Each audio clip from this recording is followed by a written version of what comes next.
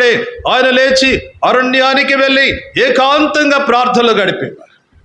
ఏకాంతంగా ప్రార్థనలో గడిపే విశ్వాసులు చాలా బలంగా ఉంటారు, చాలా శక్తివంతంగా ఉంటారు.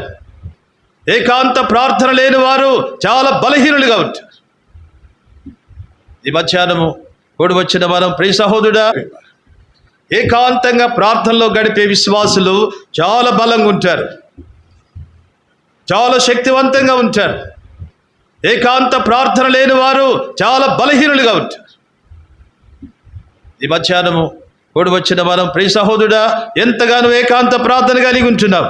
ఎంతగా యవనస్తుడా, యవన బిడ్డ, ఏకాంత ప్రార్థన ఉందా? ఒంటరిగా ప్రార్థన ఉందా? ఎంత సమయాన్ని వ్యర్థపరుస్తున్నావు? ఒక రోజులో వచ్చి ఎంత సమయాన్ని వ్యర్థపరుస్తున్నావు?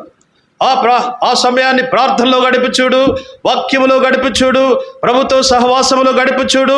నీ ఆత్మీయ జీవితం ఎలా ఉంటుందో, ఎలా బలపరచబడతావో, ఎలా ప్రభు నీతో మాట్లాడతాడు, ఎలా ప్రభుని నడిపిస్తాడు, ఎలా ఆదరిస్తాడు, ఎలా ధైర్యపరుస్తాడు, ఎలా నీవు విజయవంతమైన జీవితాన్ని జీవిస్తావు.